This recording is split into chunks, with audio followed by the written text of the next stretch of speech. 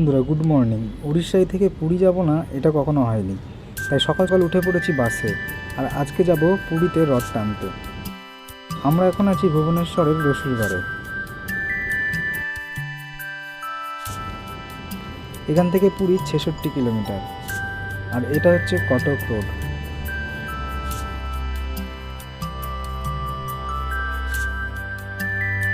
এখান থেকে আমরা খুব তাড়াতাড়ি পৌঁছে যাব পুরী বাইপাস রোডে। এখন আমরা চলে এসেছি পুরী বাইপাসে।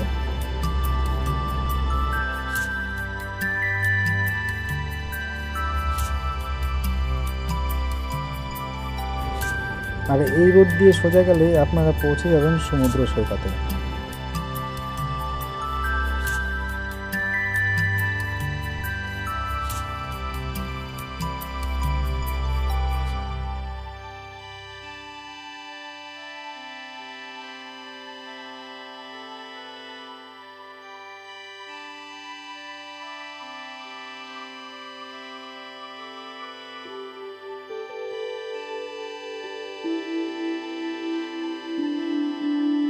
ডান দিকে আছে পার্কিং লট। ট্যুরিস্ট বাস বা অন্য ছোট গাড়ি এখানেই পার্কিং করা হয়। এই রোড দিয়ে খুব অল্প সময়েই পৌঁছাতে পারবেন কোনারক সূর্য মন্দিরে। আমরা চলে যাচ্ছি বাঁদিকের রাস্তায়। কিছু সময় হতেই আমরা পৌঁছে গেলাম তালবনি এক অস্থায়ী বাস স্ট্যান্ডে। এখান থেকে টোটো ধরে যেতে হবে মন্দিরের কাছে।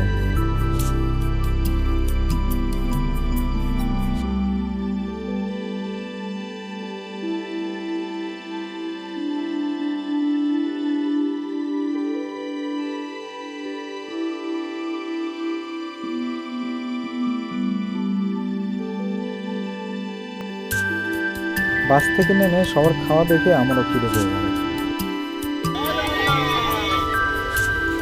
তাই ফটাফট খেয়ে উঠে পড়লাম অটোতে।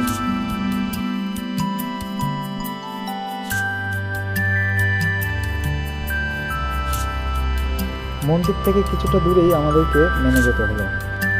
যেহেতু অটো আর আগে যাবে না, তাই হাঁটতে লাগলাম।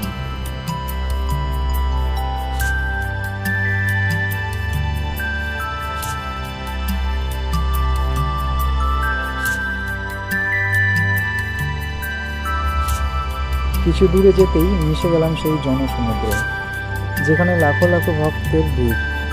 আর আজকের দিনে প্রভু জগন্নাথকে দেখতে মন্দিরের ভেতরে যেতে লাগবে না। প্রভু জগন্নাথ ভক্তদের সাথে দেখা করতে মন্দিরের বাইরে আসবে। আজকের দিনে প্রভু জগন্নাথ তার বোন সুভদ্রা ও ভাই বলভদ্রকে নিয়ে রথে চড়ে যাবে মাসির বাড়ি গুন্ডিচা মন্দিরে।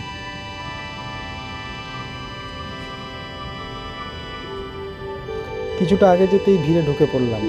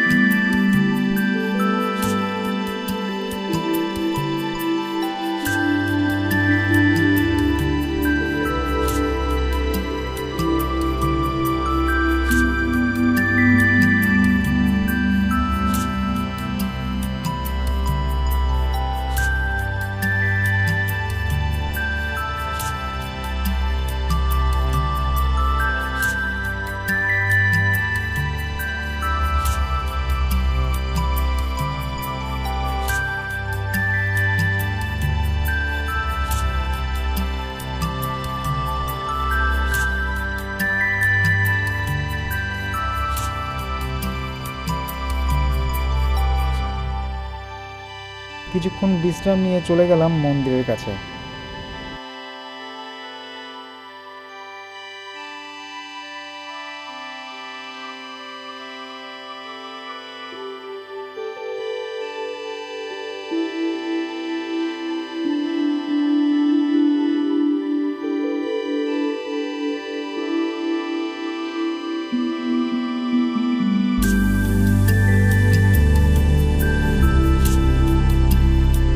ভিড়ের মধ্যে খুব কষ্ট করে প্রভু বলভদ্র আর দেবী সুভদ্রার রথটা টানলাম।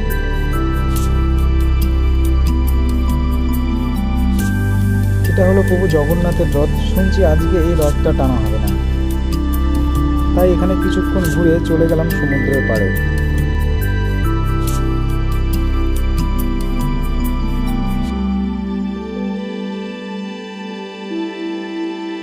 রাত্রিবেলা সমুদ্রের ঢেউ কত না সুন্দর লাগে, তাই এখানে কিছুটা সময় কাটিয়ে চলে এলাম নাগরদোলের কাছে।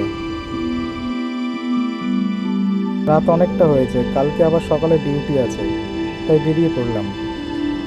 চলে আসলাম স্টেশনে। এখান থেকে আমরা পৌঁছে যাব ভুবনেশ্বর, যেখানে আমরা থাকি। ব্লগটা ভালো লাগলে অবশ্যই চ্যানেলটা সাবস্ক্রাইব করে দেবেন। আসছি পরের ব্লগ নিয়ে, ভালো থাকবেন।